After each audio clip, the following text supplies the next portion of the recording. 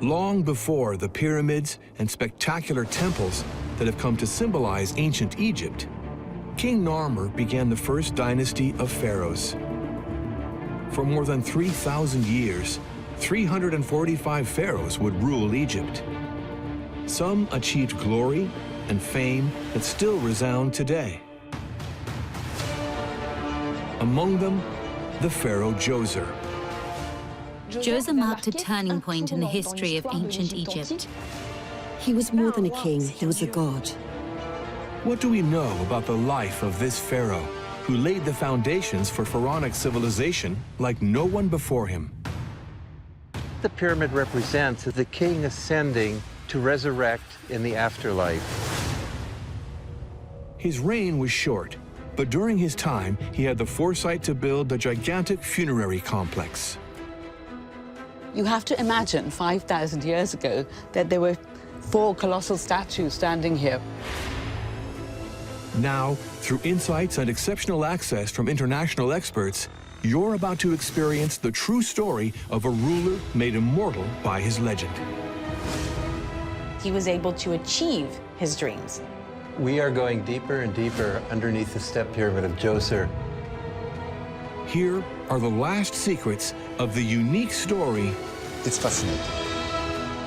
of Pharaoh Djoser, a king whose life transformed ancient Egypt and changed the course of history.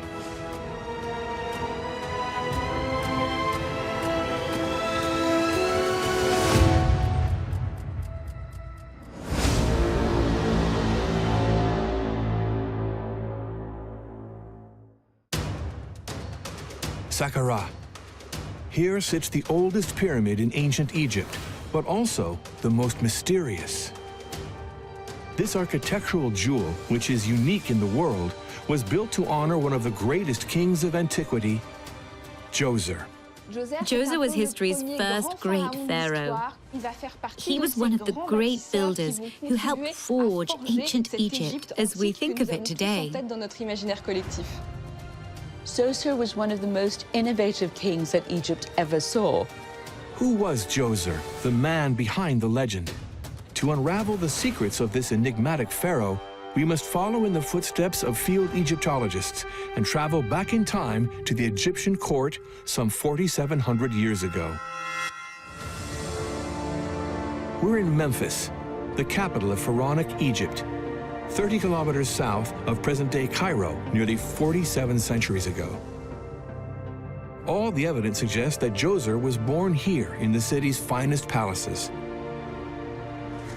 He was the son of the pharaoh Rasuremwi. His name means the appearance of the 2 powers. We may also know the name of Djoser's mother, Imhotep, because she was the wife, the queen of Khafre. At this point, ancient Egypt had only existed for 300 years. Little did the ancient Egyptians know that they would become the longest-lived civilization in antiquity, spanning more than 33 dynasties. The likes of Khufu, Ramses II, Tutankhamun, Cleopatra, and Hatshepsut would not be born until centuries or even millennia later. It was a strong monarchy whose influence extended as far as the Gaza Strip. Rasuremwi, Djoser's father, was one of the starting points of a long line that would forever mark the early history of the Egyptian kingdom, the Second Dynasty. In his reign, there's lots of evidence of fighting and warfare against northerners. This civil strife seems to have been stabilized, seems to have been ended by Djoser's father, Khafre. The young prince was destined for a brilliant future. It's easy to imagine his life at the court of the most powerful man in ancient Egypt. It was a life of disproportionate opulence, power, and education compared to the rest of the country.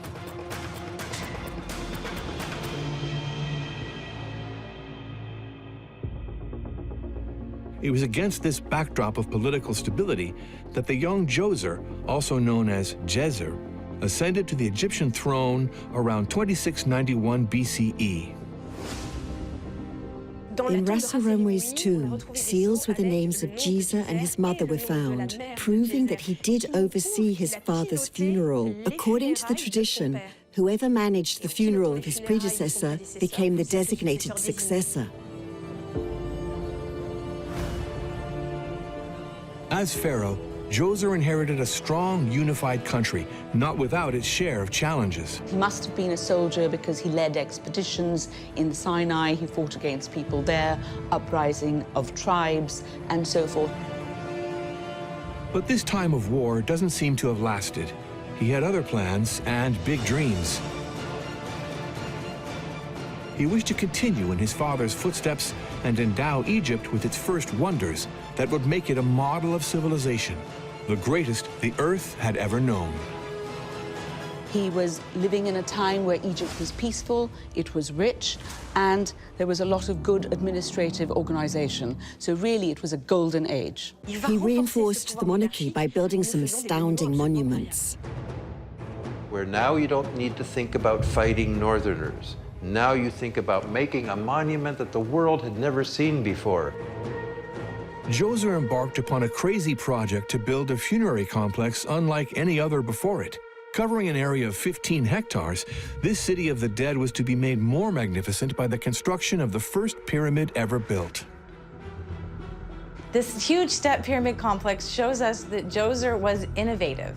He was bold, he was creative. He tried to do something that no one had done before. But Djoser undoubtedly wouldn't have been able to do it without some important allies. People working behind the scenes who would contribute to the success of his reign, his wife, his children, and his right-hand man, Imhotep.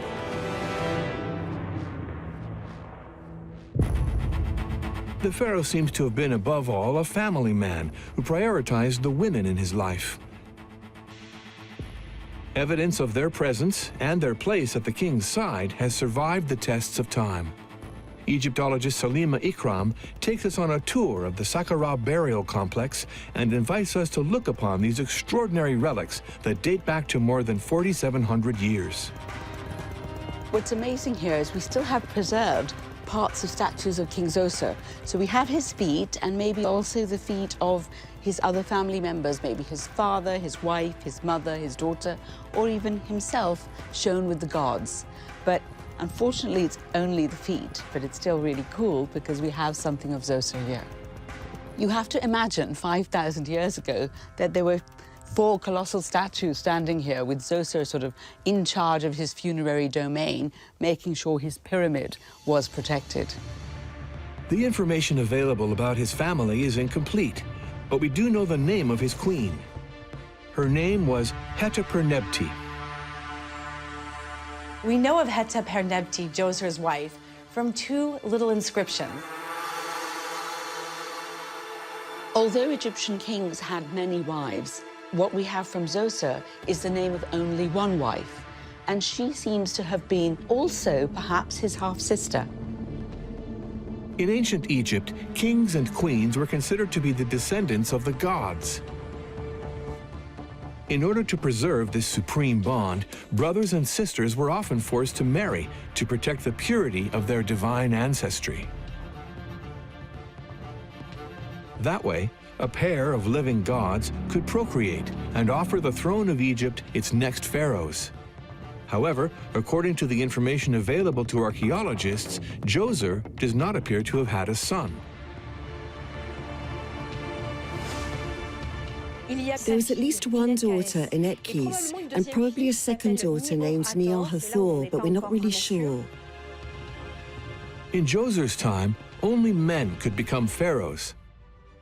As a result, he seems to have reigned all his life knowing that his daughters wouldn't be able to succeed him upon his death. Nevertheless, Djoser devoted his life to promoting the royal family. He even used it to further consolidate his power. Djoser's queen, like other queens of this time period, seems to have been quite powerful. She seems to have acted as a priestess and certainly was very important. Women were the guarantors of royal power. The royal bloodline was transmitted through women, hence the importance of the queen, who could perpetuate the legitimacy of her family's power. It's clear that Djoser really relied on his female relatives.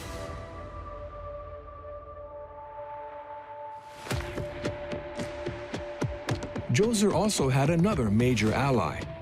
This man here, Imhotep. Although the term didn't yet exist at the time, he was what we would call a vizier. He was the second most important person in the kingdom after the pharaoh himself. For the king, the vizier was his right hand. The vizier carried out all the business of the country so that the king could be focused on his many duties. The king was connected to the gods. He had religious responsibilities. He had other things to think about than the everyday management of the country. And Imhotep was also a magician, a keeper of secrets, a high priest of Ptah, Re. But Imhotep was no ordinary vizier. He also had a unique talent for science and architecture. Imhotep is maybe the first that we know of a kind, the Leonardo da Vinci's of ancient Egypt. As the overseer of the builders, he was the one who really pushed Egyptian civilization into an era of large-scale constructions. It was an incredible turning point. Djoser's vision, combined with Imhotep's genius, was the perfect alliance to take Egypt's greatness to never-before-seen heights. It seems that they were a dynamic duo, that they worked together, linked together as sort of like Batman and Robin. I can imagine their talks, perhaps in the evening, talking about how to do this or how to do that, and Imhotep answering that this would not be possible, but we may do it in a different way, perhaps drawing a sketch on the sand. It's fascinating. If Djoser didn't have Imhotep, he wouldn't have been able to run the country and build his step pyramid. Together, they were poised to achieve great things. But where to start building this gigantic pyramid and burial complex? First, they needed resources.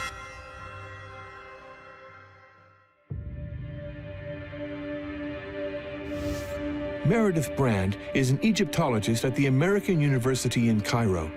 She has agreed to show us an ancient map showing the borders of Egypt at the time of Djoser. This document gives us insight into the king's epic journey to extract the precious materials needed to complete his pharaonic project. Djoser went on expeditions to the Sinai in order to get incredibly valuable materials for his economy, copper and turquoise. And this is quite the journey. We know that Djoser lived in Memphis. Memphis is on the west bank of the Nile. So Djoser and his crew would have had to cross the Nile and then go through the desert and then hike the mountains of the Sinai with his team.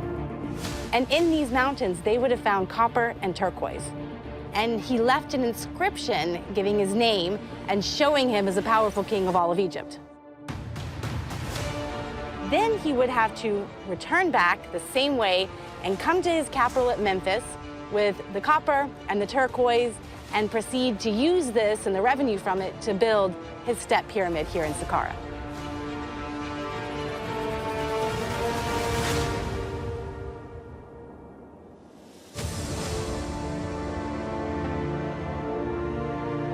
Saqqara is one of the wonders of ancient Egypt, a gigantic funerary necropolis and a city in itself.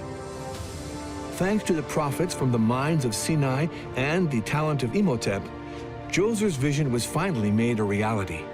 It surpassed anything that had ever been imagined.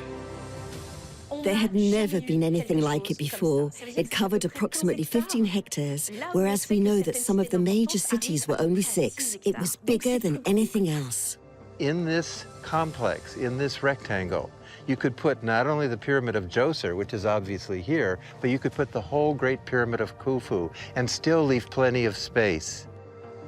The reason this funerary complex has endured to the present day is because its designers, Djoser and Imhotep, built it out of a material that was revolutionary for its time. It was the first monument ever in the world to be made out of stone. What they wanted to do was basically have what they did in the living city of Memphis to be preserved for eternity. And only stone preserves for eternity. Memphis, the capital of Djoser and his predecessors. It's hard to tell how large the local population was at the time, but we do know that the pharaoh lived in the most populous city in the kingdom. The purpose of building an enormous funerary complex in the necropolis of Saqqara, just a few kilometers to the south, was to create a kind of vessel that would enable his people to fulfill the purpose of their existence, their journey into the afterlife. This is the moment of innovation and beginning of a lot of Egyptian ideology. The ancient Egyptians believed that death was a passage to a place where the gods, the innocent, and the damned all resided, the afterlife. These pieces of papyrus predate Djoser's reign, but they illustrate the concept of this famous journey in the time of the pharaoh. In order to gain access to the afterlife, the dead first had to appear before the god Osiris and await judgment. This trial after death was necessary in order to be reborn and granted eternal life. The ancient Egyptians, Djoser included, believed that each individual was made up of several elements: name, body, heart, and spirit. This spirit, which they called Ka, was the essential component that allowed them to pass in front of Osiris and hope for the right to eternal life. The Ka is your vital force. It's your life force. Now, the king was called the Ka of the living. Basically, his vital force was essential to and contained the life force of all the people of his kingdom. So if you get the king and his palace resurrected, the entire set of people who lived with him, who served with him, would resurrect along with him. The physical body of the king was reflective of the physical body of Egypt. If the king was strong, then Egypt was strong. If the king was weak, the country would fall into disaster. It would not flourish. There would be no floods. There would be no food. There would be no livestock, and enemies would take over. In their efforts to reinforce the strength of Egypt and its pharaoh, Djoser and Imhotep came up with an innovative idea that would leave its mark on pharaonic civilization and the history of humankind. What they did is they put a giant hieroglyph of the idea to resurrect in the middle of a simulacrum palace that would effect everybody in Egypt to live forever with the king and his soul. The hieroglyph is this colossal edifice here, Djoser's pyramid. Slightly longer than a soccer pitch and slightly taller than the Arc de Triomphe in Paris, Djoser's pyramid is a monument unlike any other. The pyramid represents the king ascending to resurrect in the afterlife. It's the centerpiece of the funerary complex, the cockpit of his ship bound for eternity, the paradise so coveted by the ancient Egyptians and Pharaoh Djoser himself. Its design also includes certain symbols that are more earthly. The step pyramid itself marks the unification of the country and the stability of the country. In fact, that may be why we have the step pyramid in the first place. Innovative and visionary, Djoser got off the beaten paths and stood out from his predecessors. He founded the Third Dynasty, and with it, the Old Kingdom, one of the most prosperous periods of pharaonic civilization. The Old Kingdom saw not only the advent of Djoser's reign, but also those of the great Khufu and Khafre. Djoser's complex is not just a funerary complex, but is a manifestation of royal kingship, which set the pattern for the next 2,000 years. The construction of this stone colossus gives archaeologists some insight into the pharaoh's personality. A perfect blend of human genius and technical prowess, this architectural miracle is the product of a remarkable mind. This monument tells us about Djoser, really. It tells us that he was an innovator. He was not afraid to take risks. He's also effective, intelligent, and an excellent administrator because he was able to achieve his dreams. So it shows us that he had all the hallmarks that we would think of as an excellent ruler. This pyramid was the first true monument to the greatness of the Egyptian king. He wasn't just a king, he was a god. The pyramid was to be Djoser's tomb. It had to be visible for miles around, so that the power of the pharaoh and that of Egypt would radiate to all four corners of the kingdom. It would have been blinding in the sunshine, like the sun on newly fallen snow. A monument frozen in time, a constant reminder of the greatness of ancient Egypt and its pharaoh, Djoser. Although the white limestone that would later cover Egypt's famous pyramids no longer blinds observers today, the sheer size of the edifice is still impressive. Inside the complex, everything was designed to pay homage to the god Djoser. Here we are in the main passageway that leads us into the great courtyard in Djoser's Step Pyramid complex. This is where people would come in and out of. All the priests who came here, in, out, and also maybe people who came to praise Djoser, to offer to him, to worship him, would come in through this one single entrance. Within this enclosure, right next to the pyramid, is what's known as the Serdab, a magical place that seems to invite curious passers-by to look through two holes in its walls. On the other side is one of the most beautiful treasures of Djoser's reign, his statue. The statue inside shows King Djoser, and he's got this great mustache, a long false beard, and a very determined expression.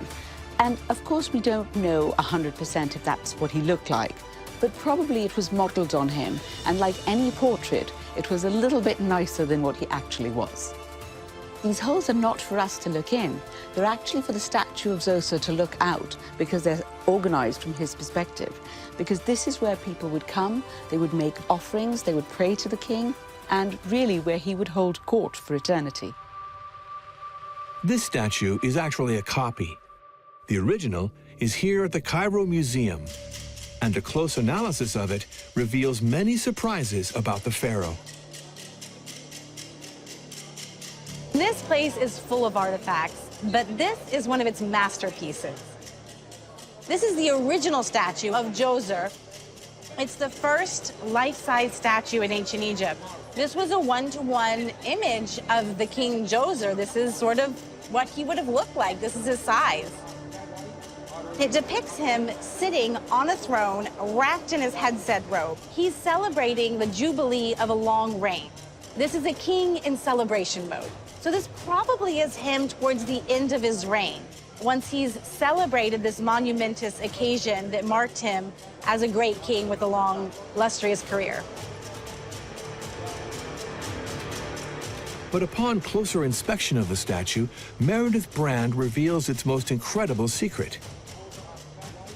The frieze at its feet bears the pharaoh's name, and, against all odds, it's not Djoser that's written on it. On the front of this statue is a carving that lets us know who this king is. And it says the name Necherhi-Het. This name is not Djoser.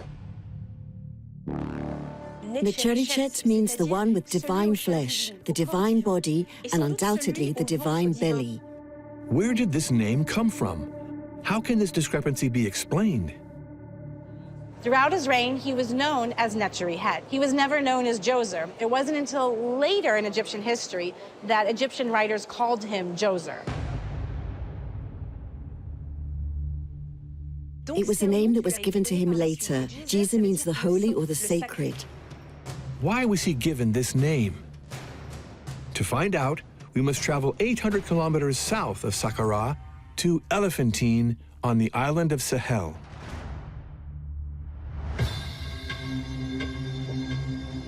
There, we join American Egyptologist Meredith Brand to learn more about the origin of Djoser's name. This is a giant granite boulder on Sahel Island. The hieroglyphs are pecked into this granite stone, and so they don't have a lot of fine, delicate details, but they tell us a tale of King Djoser. The story tells of a crucial chapter in Djoser's life. a monument that would mark a turning point in his reign and make him the savior of an entire people. There was a 7-year famine, and this happened in year 18 of Djoser's reign. And for 7 years, the Nile didn't come. Everyone was waiting, and there was no flood. So the crops were failing, people were starving. The land of the pharaohs was dependent on the Nile. Without this natural artery, the Egyptian civilization would never have been able to survive in the middle of this arid desert.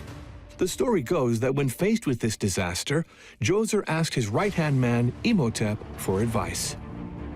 Imhotep decides that he's going to go to the temple of Thoth in Hermopolis. He wanted to find out where the Nile flood originates so he can find some way to get the Nile to flood again. What follows is an extraordinary tale of Imhotep searching through the archives of Thoth, the god of knowledge and wisdom. In the course of his investigations, Imhotep discovered that the source of the Nile was at Elephantine, on the very spot where this stele was placed. This was the land of the guardian of the river's source, the god with the head of a ram and the body of a human, Khnum. It comes from the god Khnum, sitting on his seat in the island of Elephantine, where there's a bunch of caverns underneath, and this is where Khnum has the gates for the flood. So if he can somehow make offerings and appease the god Khnum, then the flood would come. So Imhotep goes back to Djoser and says, okay, we have to do this. We have to make offerings to Khnum. An astute leader, Djoser knew the importance of listening to those with essential knowledge. He trusted Imhotep and decided to take his advice. The pharaoh went to Elephantine in person to present the finest things the kingdom had to offer to the god Khnum. Bread, beer, meat, all the good things that any god could ever want. This is the king, and he's burning incense. This is an incense burner, making offerings to the god. But that's not all. Imhotep warned him that to appease the wrath of the god Khnum, he must build an edifice in his honor. If Djoser built a temple to Khnum and supplied it with regular offerings, then the god would open up the flood and the land would be prosperous. So Imhotep tells this to Djoser, and Djoser says, okay, let's do this. Imhotep, you know what you're doing.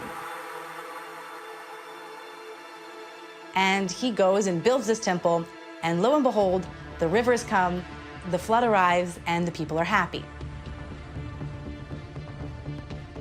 According to some Egyptologists, it was after this extraordinary event that Pharaoh Necherichet earned the nickname of Djoser, or Holy. But the story of Djoser's rescue of the Egyptian people, as recounted on this stele, raises some questions. It was not engraved at the time of the event, but rather much later. This text was actually written more than 2,500 years after Djoser. It was written during the Ptolemaic period.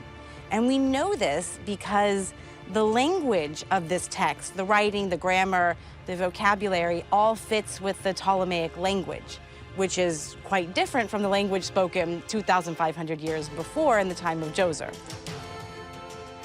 The Ptolemaic period was the last of the 33 dynasties of pharaonic civilization. It was the time of Ptolemy and Cleopatra. On what did they base this story? Was the account of Djoser rescuing his people from famine actually true? One of the delightful mysteries about this text is, was there actually a famine for 7 years in the reign of Djoser? We don't really know the answer to this, but the fact that it's remembered 2,500 years later as a story opens up some interesting possibilities. It could be that maybe there was a famine in the time of Djoser, and that this was a national memory of a time of strife and trouble. But according to archaeologists, it's very likely that this story was made up. It's believed to have been invented by those who had it engraved on this stele. But why? It's more of a cautionary tale that if you don't support Khnum and you don't support the temple, then maybe there won't be a flood. They learned it in the time of Djoser, so remember this lesson and make offerings to the god Khnum. At any rate, this story illustrates the importance that Djoser and his vizier Imhotep had in the minds of their descendants even after 2,500 years. They became legendary figures to the ancient Egyptians. together, they forged a new Egypt. They created architecture, iconography, all kinds of things and ideas that, in fact, persisted and became the form of what we see now as pharaonic Egypt.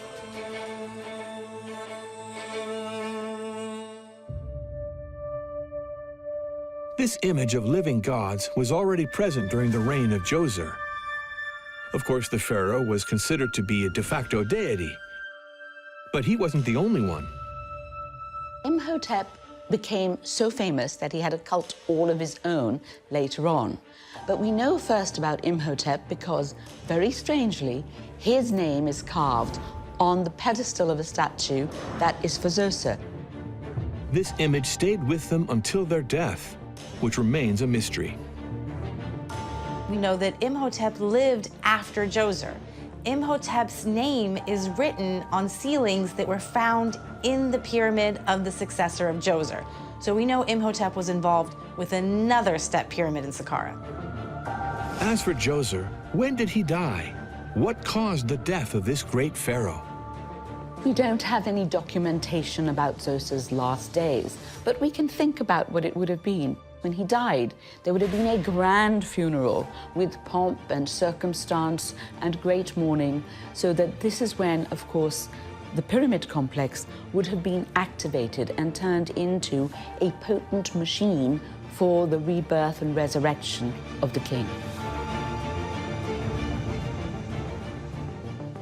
Archaeologists have yet to unravel the circumstances of Djoser's death, but that's not the only mystery they face. How long did he reign? There are a few written mentions of Djoser that note the years of his reign, but the problem is they don't always give the same dates. One of the biggest issues with understanding the date of Djoser's reign is that the record keeping wasn't clear in the time of Djoser. They didn't have a consistent way of counting the year that was the exact same for every single king. So when we look back on these records, it can be quite confusing.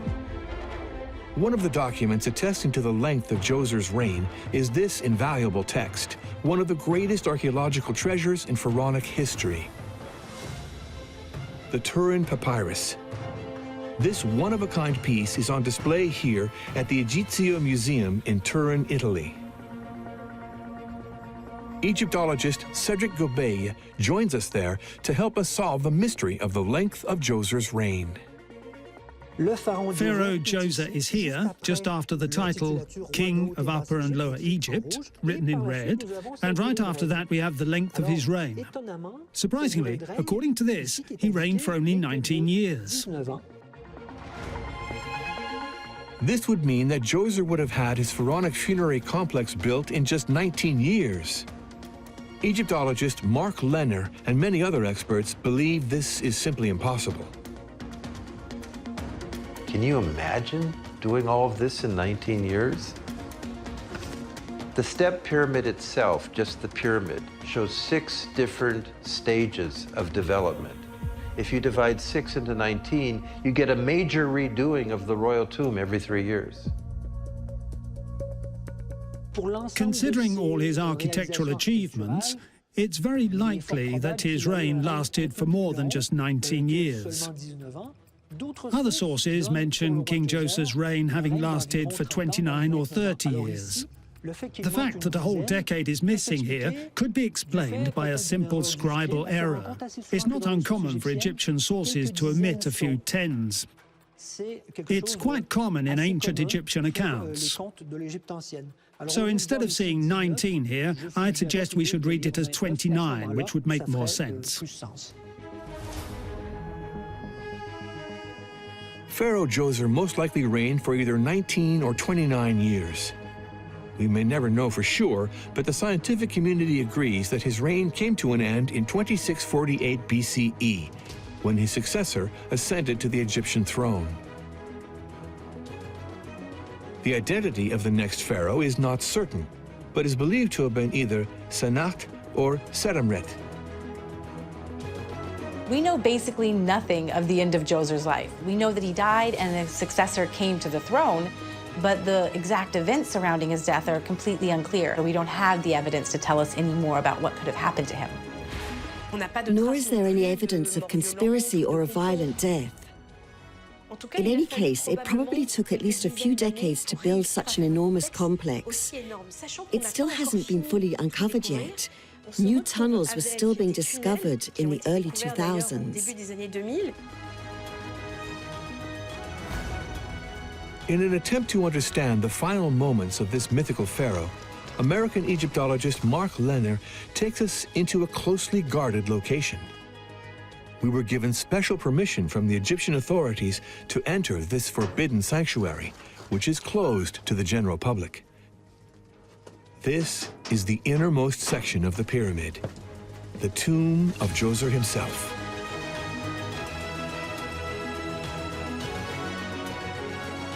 The answers to some of the questions about the pharaoh's death might very well lie here. We are going deeper and deeper underneath the step pyramid of Djoser, and we're going through very narrow corridors cut right through the living rock. Djoser's pyramid is basically solid step stone, but all the activity is underground, and the way it is laid out and the decorations give the impression of a royal palace for part of it. The Palace of the Beyond. Mark has been here before, but he still feels the same wave of emotion each time he descends beneath the pyramid. Amazing. Truly amazing. Located 28 meters underground, this spectacular room is one of the largest in the pharaoh's apartments.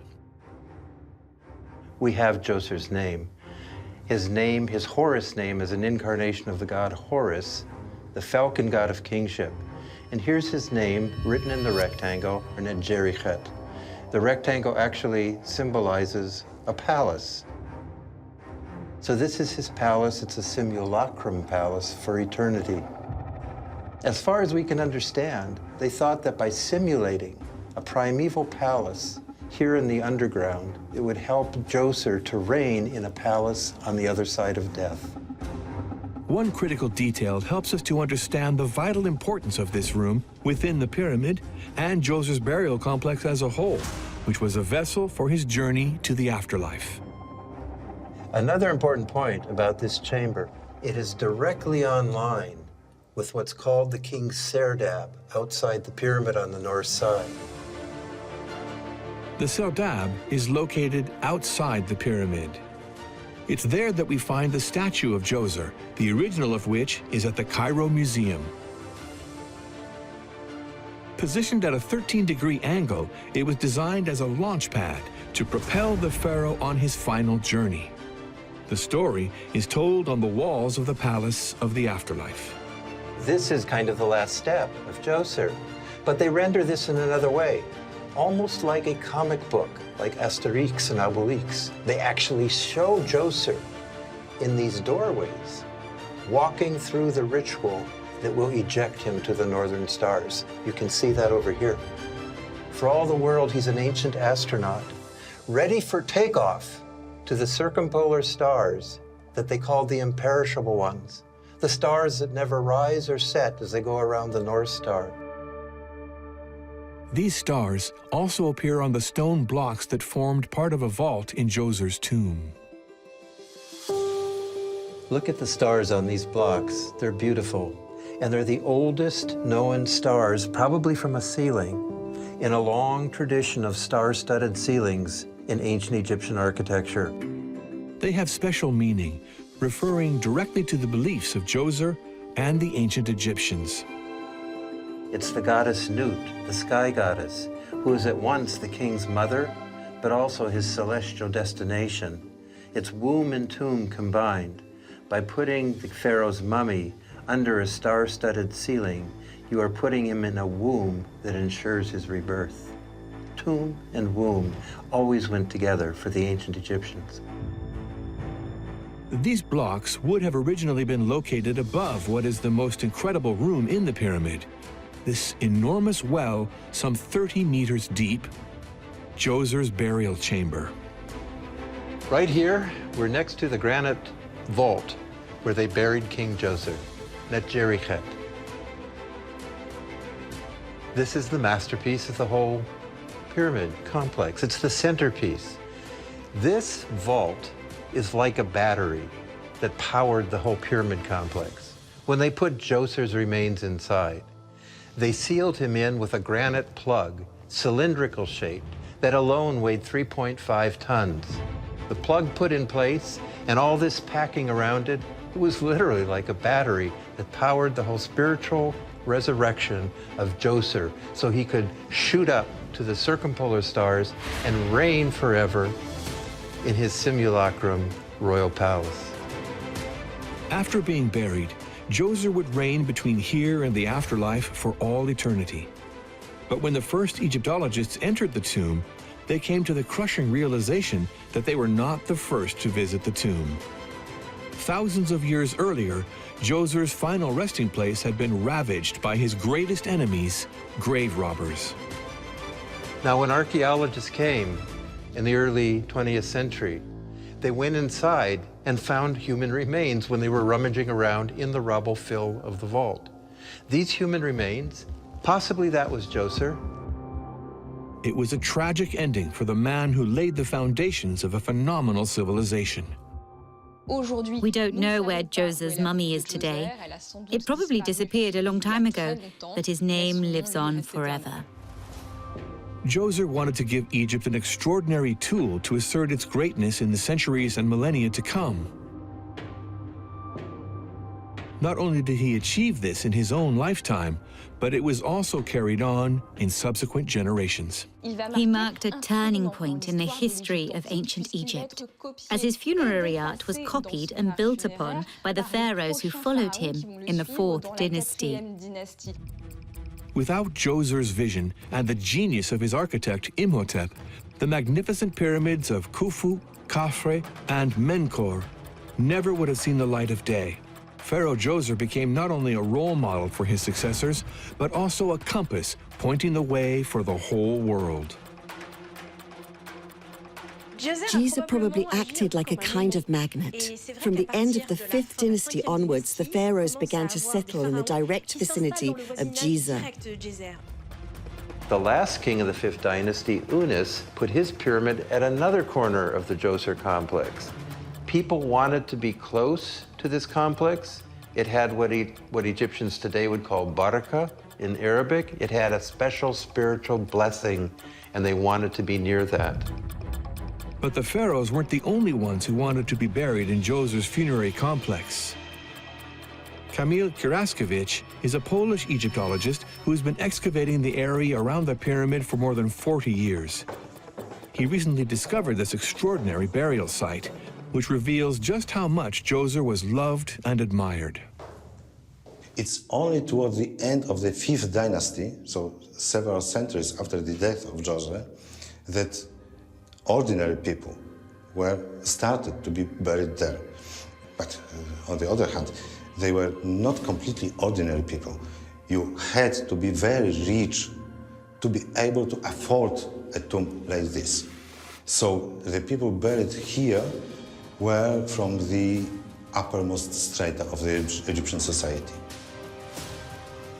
This tomb tells the amazing story of Merefnebef, a civil servant who rose from the bottom to the position of vizier 300 years after Djoser reigned. When he was alive, he dreamed of becoming part of this otherworldly city designed and created by the illustrious Pharaoh. It is the visible presence of a dead king.